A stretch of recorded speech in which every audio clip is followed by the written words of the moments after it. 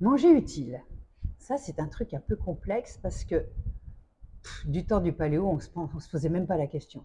Mais aujourd'hui, on a tellement pléthore d'aliments, de divers aliments, mais surtout d'aliments industrialisés, qu'on va manger riche en calories et pauvre en nutriments. Alors pour ceux qui ont une discipline, qui ont envie de se prendre en main et qui ont plus envie d'être dépendants de l'industrie agroalimentaire, pharmaceutique, etc., se passer de compléments alimentaires, comment je peux optimiser mon alimentation en mangeant le plus utile possible, c'est-à-dire que ça ne va pas m'encrasser, ça va nourrir mes cellules, ça va nourrir mon cerveau, mes mitochondries. Vaste sujet. Alors David, Oui, c'est un vaste sujet. comment fait-on? Par exemple, le matin. Le matin, ouais. Le petit déjeuner, c'est quand même le truc dans lequel on a le plus d'habitude, on a le plus de difficultés à se décrocher de notre pain beurre confiture Ouais. d'orange. Donc, pourquoi est-ce que, voilà, pas pourquoi, mais que faudrait-il manger au petit déjeuner? Ouais.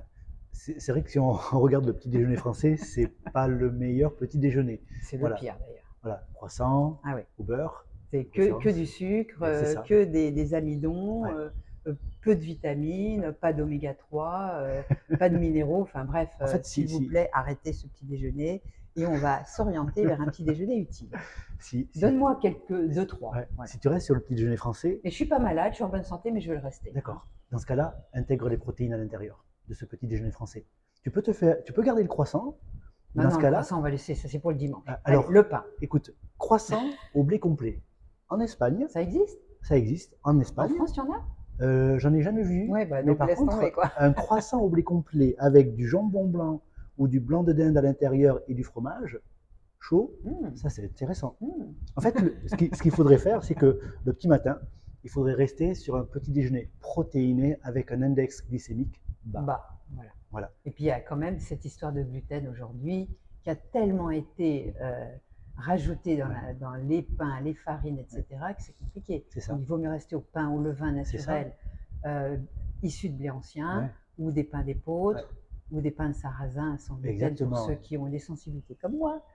Et alors, je peux barbouiller d'un bon beurre Gabori, par exemple. Génial, exactement. Je peux mettre du filet de dinde. Pourquoi de dinde plutôt que du jambon? Ça va dépendre des personnes. Parce que maintenant, ils sortent des jambons sans sel nitrité. Exactement, oui. Donc c'est pas mal. Si vous achetez du jambon bleu blanc cœur, vous savez que ce sont des animaux qui ont été bien élevés, dans lesquels ils ont rajouté des oméga 3. On ne le trouve pas partout, mais vous tapez bleu blanc cœur et vous regardez dans quelle boutique vous pouvez les avoir, par exemple. D'ailleurs, les œufs aussi. Les œufs aussi sont très bons de chez eux. Mais il faut que le jaune soit coulant, tu es d'accord? Exactement, toujours. Tu peux expliquer? Parce que dans le jaune, vous allez retrouver le cholestérol. Le cholestérol qui est essentiel et vital pour notre survie. C'est vraiment le meilleur moyen de se reproduire. Et c'est du bon cholestérol avec des lécithines. En fait, le cholestérol est bon. Oui, avec des lécithines. Exactement. Donc, fluidité membranaire, un rôle au niveau cérébral, pour la mémoire. Donc, il y a plein d'impacts à manger ces œufs et avoir le jaune coulant. Donc, ça peut être un œuf au plat en ne le faisant pas trop griller. Sinon, un œuf cocotte. Ou les œufs brouillés. Au vitaliseur, un petit œuf cocotte. Exactement. Ou des œufs coques. Exactement. On peut faire aussi au vitaliseur. Et tu accompagnes comment tes œufs, par exemple? Alors, des légumes. En France, on a du mal à manger des légumes le matin. C'est vrai. Les légumes le matin, c'est super intéressant. Protéines légumes, c'est super intéressant. Cuits ou crus? Ah, ça va dépendre. Moi, j'aime bien cru. Oui. Parce que j'aime bien les aliments crus. Donc, je fais des œufs au plat avec du cru et toujours une petite portion de féculents. Alors, ou de la patate bouillie, Pomme de terre ou patate douce? Pommes de terre. Pommes de terre. Voilà. Mais refroidies. Refroidies. Je les fais la veille. Et le matin, elles sont donc cristallisées au frigo. L'amidon est moins important. Oui, il y a un gel qui crée un amidon résistant, c'est ça. Voilà. Du coup, j'ai mon index glycémique. Vous l'a déjà dit, mais enfin, on le répète. Ouais. Ça, c'est intéressant. D'accord. Voilà. Parce que le matin, tu vas le brûler. Exactement. Alors et surtout que ma glycémie ne va pas monter. Le matin, il ne faut pas ou peut faire travailler mon pancréas. D'accord, donc pas de jus d'orange. Surtout pas de jus d'orange. Surtout pas de jus. Surtout pas de croissant, pain, confiture. Pourquoi? Parce que dès que mon insuline va être produite le matin, je vais stocker. Et c'est pourquoi d'ailleurs on vous dit toujours de manger de la protéine. Dans la protéine, vous allez retrouver un acide aminé qui est la L-tyrosine. Ah oui. Voilà. Si je fais produire mon insuline le matin, elle va détourner cet acide aminé et donc je vais me retrouver carencé. Que fait ma L-tyrosine? Cette L-tyrosine, c'est elle qui va permettre à mes surrénales de donner le coup de fouet pour sortir du lit le matin. Je vais produire ma dopamine, donc qui va me permettre de tenir dans la matinée. Je vais en avoir besoin pour mon activité thyroïdienne. Ça veut dire que je peux me retrouver en hypothyroïdie frustre parce que tous les matins, je mange que du sucre. Donc je vais être fatigué, je vais avoir une résistance à la perte de poids, je vais commencer à prendre un petit peu de tour de taille, et ça va être malheureusement un petit peu compliqué après à remettre en place. Donc c'est pour ça que les gens qui font un jeûne séquentiel, ce serait mieux d'éviter le dîner et de manger le matin plutôt que de manger le soir et de ne pas manger le matin, parce que cette tyrosine, vous ne l'aurez pas. C'est ça. Et vous serez peut-être fatigué, vous aurez du mal à démarrer. Exactement. C'est important le petit déjeuner. Hein. Quand on dit que c'est le repas le plus important, alors tout le monde n'est pas d'accord. Hein. Je connais des spécialistes qui vous diront que le matin, on sort du jeûne, du lit, donc on ne devrait pas déjeuner, prendre le petit déjeuner. Oui, voilà. Ça. Et alors, pour me charger en magnésium, je peux prendre quoi? Là, pareil, on reste sur des mêmes transporteurs habituels, donc du bisglycinate principalement. Hein. Oui, mais si on ne prend pas de compléments, si on ne veut pas prendre de compléments. Bon, alors, j'ai pris un bon petit déjeuner, comme tu as dit. Je suis restée derrière mon bureau toute la matinée. Qu'est-ce que je mange à midi? Alors, tu vas avoir deux possibilités. Moi, j'aime bien le dissocier. Ou je fais féculents, légumes, ou protéines, légumes. Je fais rarement féculents et protéines. Donc, ça peut être un bowl de quinoa avec des petits légumes dedans, une petite sauce un peu sympa avec des huiles ou des coco. Tout à fait. Ça, voilà. Une bonne plâtrée. Alors, pas forcément. Il faut adapter la quantité à la personne. Si c'est un sportif, il mangera beaucoup plus, certes. Si c'est quelqu'un qui est derrière un bureau toute la journée et qui ne fait pas beaucoup de sport, les portions devront être plus réduites. Mais féculents et légumes, ça ne va pas me donner envie de sucrer? Non, parce qu'il faut une bonne portion de légumes. Légumes a cet effet satiétiogène. Donc du coup, quand je vais commencer à manger mes légumes, je vais avoir un petit peu la fermeture de mon sphincter, de mon pylore. Donc du coup, je vais ralentir ma digestion. Ça, c'est intéressant. Les légumes ont cette vertu-là. Voilà. Et après, si je veux vraiment, j'ai fait du sport dans la matinée avant d'aller au travail, je veux prendre un petit peu de masse musculaire, là, je peux associer mon féculent avec ma protéine pour avoir cet effet anabolisme. Tu vois? Donc ça, c'est si j'ai fait du sport. Exactement, si j'ai fait du sport. Si j'ai pas fait du sport, les féculents, et c'est d'ailleurs un problème que l'on voit beaucoup en France, c'est qu'on a des féculents quasiment à tous les repas. Mais oui, mettre du pain sur la table, comme ça, dès que tu arrives au resto, tu mets le pain. Et tu remarqueras, si tu manges le pain au restaurant, tu as une facilité à prendre le dessert. Ah, ça te donne envie du sucré? Ça donne envie du sucré, ça va te donner envie de manger le dessert. C'est pas pour rien qu'il y a le pain quand tu arrives à table en France. Parce que ça t'invite à ça manger t'invite à réfléchir le sur gâteau au chocolat, le petit fondant, le petit profiterole. Exactement. Tout ça, moi, ça fait des années que j'en prends pas. Mais moi non plus.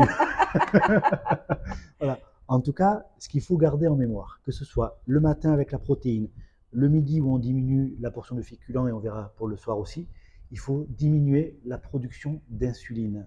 L'insuline, à l'époque, quand on vivait dans les cavernes, elle était intéressante parce qu'elle permettait de mettre de l'énergie, des calories en réserve pour tenir la journée. Oui, on se bougeait, on n'était pas avec notre trottinette toute la journée. C'est dingue ces histoires de trottinette parce que les gens ne vont plus marcher non plus. C'est ça, je sais. Alors que la marche, je vais faire un truc là-dessus. Ça serait bien, ouais. C'est très important la marche. Exactement, ouais. Et donc, qu'est-ce qui se passe aujourd'hui? Aujourd'hui, tu as tout dans le frigo. Tu ouvres, c'est à manger à profusion. Caddie, frigo, tu ouvres, clac, micro-ondes, juste l'enfer. Alors que éplucher des légumes, déjà, ça permet de se connecter. Ça cuit très très vite à la vapeur dans le vitaliseur. C'est ça. Et c'est vrai que les crudités, quand il fait très chaud, on a envie de manger plutôt cru. Exactement, oui. Quand il fait froid, on a envie de manger chaud et de manger à la vapeur. Voilà, c'est tout. Il faut s'adapter aussi à la température. Et tu regardes les étiquettes de ce que l'on mange aujourd'hui, tout est enrichi en sucre. Des sucres cachés, des conservateurs, des colorants. Ah oui, ça. Voilà, c'est la cata. Donc à aujourd'hui, le meilleur conseil que l'on peut vous donner quand vous mangez, c'est diminuer le plus possible les féculents et les sucres. Si vous arrivez à diminuer cette production d'insuline, vous aurez une incidence directement sur le tour de taille. Quand l'insuline, qui est une hormone de stockage, va stocker, elle stocke en premier au tour de votre taille. Voilà. Donc quand vous commencez à prendre du tour de taille, vous devez vous dire, mon pancréas produit trop d'insuline, ou mes cellules sont résistantes à cette insuline, donc qu'est-ce que je fais? Je vais le stocker. D'ailleurs, beaucoup de sportifs de haut niveau, quand ils arrêtent le sport, ils stockent. Ils stockent. Et d'ailleurs, ils mangent comme avant, mais là, ils s'aperçoivent qu'il va falloir qu'ils changent de comportement. Notre apport alimentaire doit être adapté à ce que l'on fait dans la journée. Alors, pour que ça soit bien riche en zinc, en Oui. magnésium, Ouais. en vitamines du groupe B, Ouais. qu'est-ce que je choisis comme aliment à midi? Alors, si c'est de la protéine, plutôt viande blanche ou du poisson. Donc dinde, Voilà, poulet, exactement, poisson. poisson. Attention aux gros poissons qui sont bourrés de métaux lourds, Exactement, ouais. perturbateurs endocriniens. Exactement. Et si jamais vous êtes une dame, une femme avec une carence en fer, une protéine animale rouge peut Mais pas tous les apporter, jours. La rouge, c'est une pas fois tous les par jours, semaine. exactement, Voilà. exactement, peut apporter un petit peu plus de fer. Voilà. D'accord.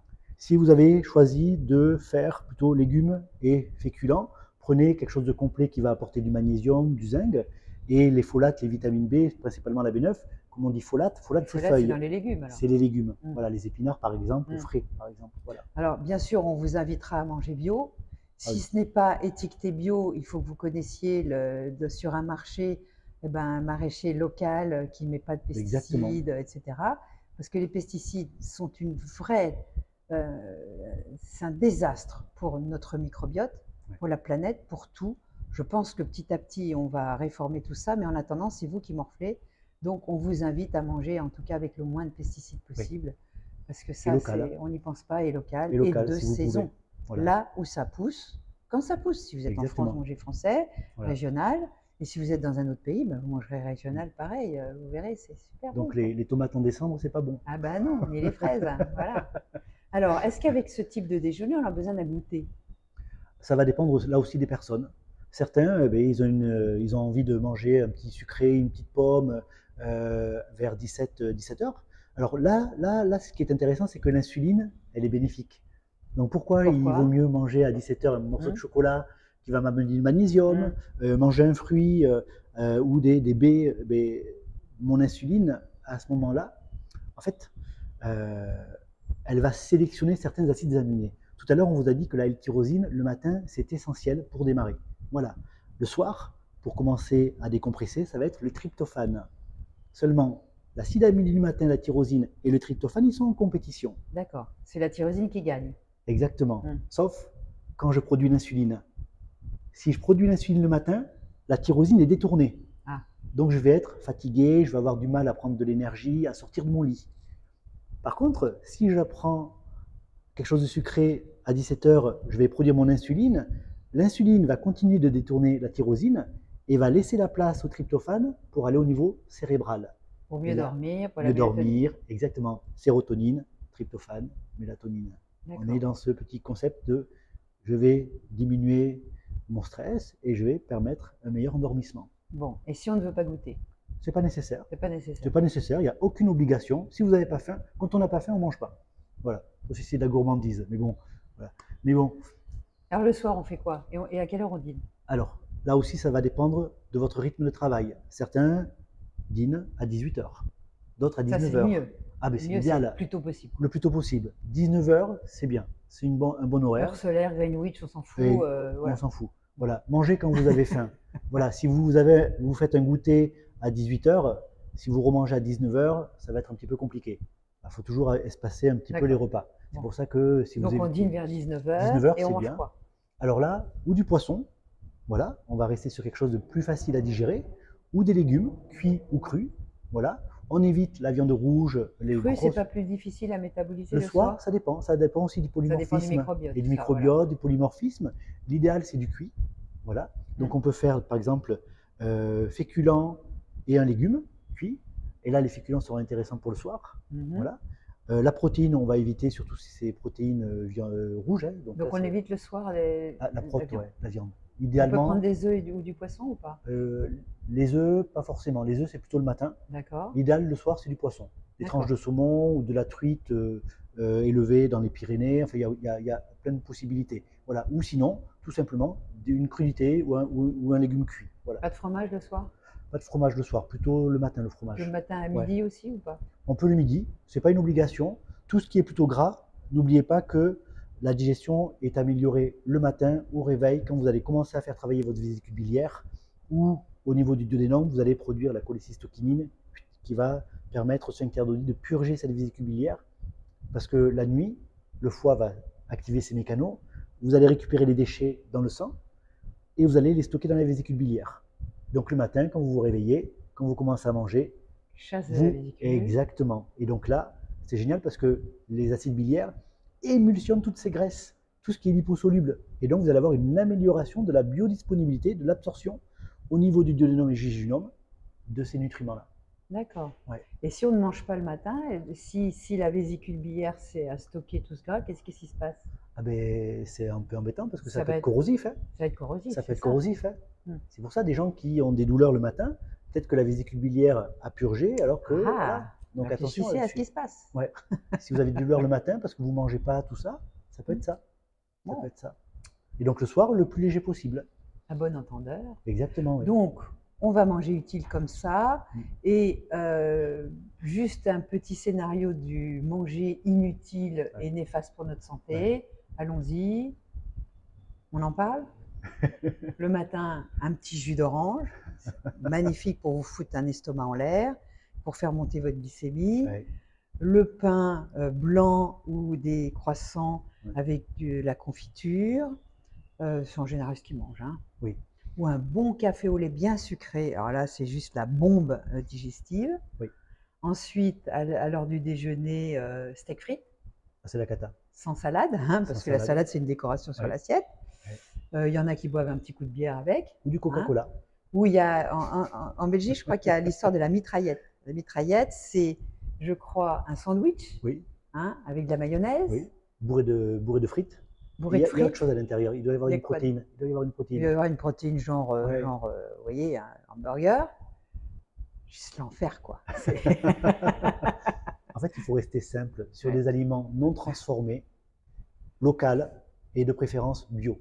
Restez simple et évitez la surconsommation de glucides. Évitez la production de l'insuline. Si vous arrivez à diminuer cette production d'insuline, vous resterez en bonne santé et vous vieillirez bien. Voilà. Génial. Voilà. Merci David. Je t'en prie Marion. Et portez-vous bien. À bientôt.